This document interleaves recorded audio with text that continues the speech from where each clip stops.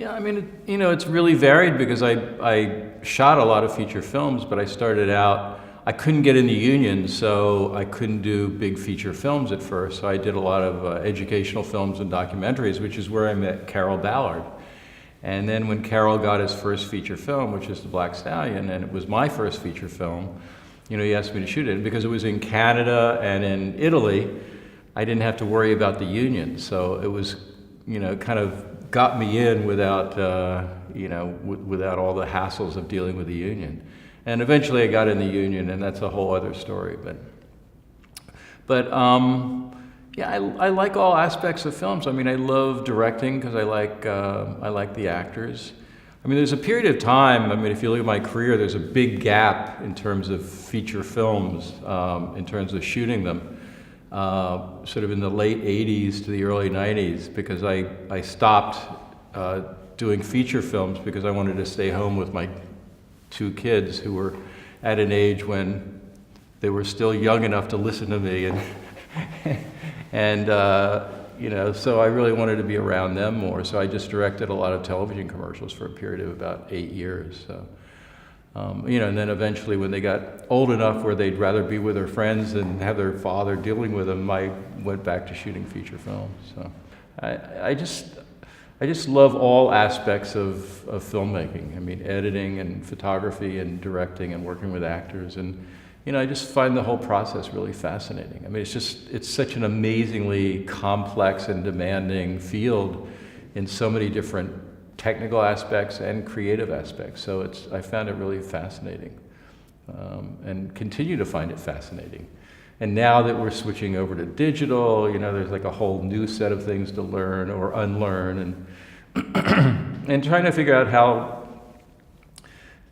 you can make digital as forgiving as film is. I mean, film is such a wonderful medium because each image is different. So it smooths things out in a way that digital does not. So it's, digital tends to be not very forgiving in terms of, the way people look. And, so there are all sorts of aspects of it that you have to deal with. So, but yeah, I still love the process.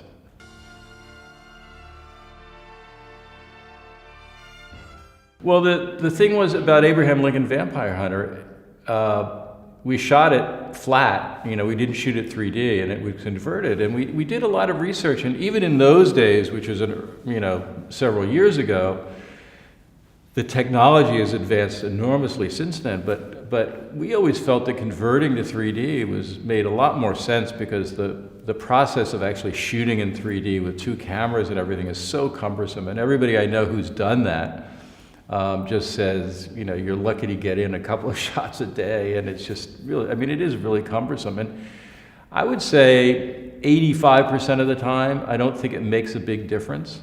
And there's still problems when you actually shoot in 3D. You still have to alter the positioning of the backgrounds and everything. And, it's just, neither one is perfect in its own way, and you can certainly shoot a lot faster if you don't actually shoot native 3D. So we felt it was, a big advantage. I mean, the biggest problem, of course, was that Timur Bekmambetov, who was directing the film, was editing and re-editing constantly right up to the end, so they really didn't have time to devote to the 3D conversion. And if you do a 3D conversion, you really need to have a real strict out time in order to give them the time. But if you give them the time, now they can really do a pretty amazing job.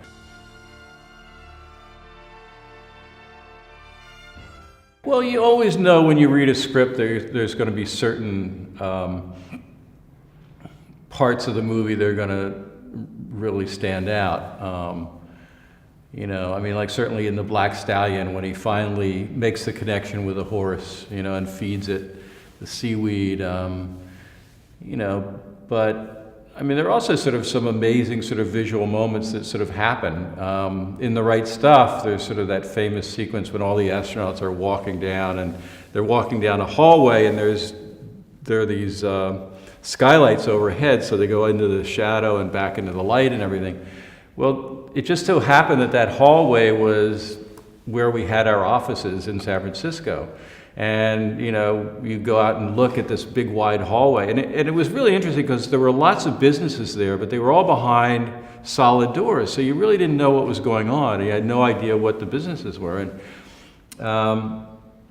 Phil had seen that and thought, oh, it'd be great to shoot that there. And we had the camera set up, and there was two double doors next to us, and while we're shooting, all of a sudden the doors open up, and you look inside, and there was a whole bakery in there, and they were making baklava. These huge trays of baklava, that were going out to restaurants in San Francisco. So I, got a bunch of money together and gave it to my assistant and sent in and got a tray of baklava. So we're all eating baklava while we were watching these astronauts walk down the hallway. So every time I see that scene, I always think of baklava.